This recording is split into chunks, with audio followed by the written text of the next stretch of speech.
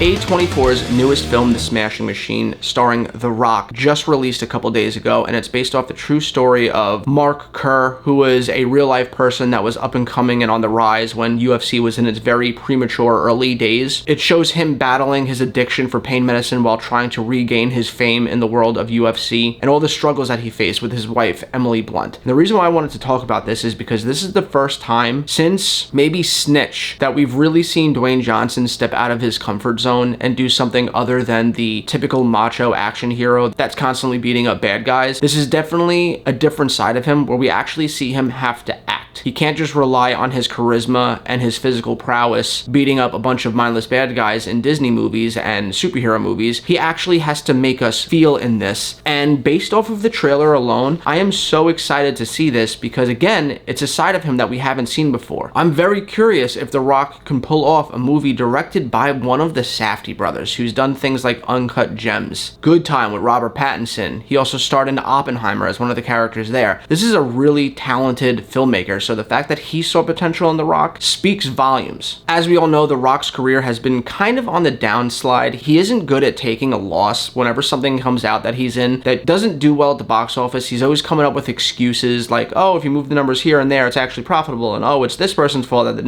it didn't do good, or it's the climate's fault that it didn't do good. It's this day and age and politics and yada yada yada. And never once has he just come out and been like, you know what, we tried something, we failed, I'm gonna learn my mistakes and try and do better going forward. He never like really owns up to them. And then everything that took place in the WWE, I'm not involved in that world. I'm not a big fan of WWE, so I don't know all the specific terms for everything, but I know that he's like someone important there. He gets to make a lot of decisions in the story arcs that take place in the WWE, and apparently people are not liking the way he's taking the story with all the heel turns with John Cena and stuff like that. So he has a lot of criticism going into that. Then there was also the stuff in the past about him showing up late to set because he prioritized working out and wasted a bunch of people on set's time. That's not to say he's a bad person. He's not treating anyone bad. Everyone says he's a nice guy, but that he just always shows up late, and because he's always the star and he's one of the biggest stars in Hollywood, he just expects that he can get away with it. And then you couple that with that whole story that came out that he likes to pee in water bottles on set and give it to his assistants to throw out so he doesn't have to waste time. And all this crazy stuff has just been circling him and putting a bad taste in people's mouths with him. So he definitely needed to do a course correction because he wasn't going to survive if he kept going down the path of Jungle Cruise or Red One or Black Adam. He needed to reinvent himself, and it definitely looks like he's going to do that here because this trailer looked great. There's a scene of him fighting with Emily Blunt, which he fought to cast in this movie because he clearly has great chemistry with her after being her co-star in Jungle Cruise. He has that great scene where he starts crying in the hospital bed and he hugs whoever it is he's hugging, and just those two scenes right there alone showed more range from him that we've seen him give in the last 10 years.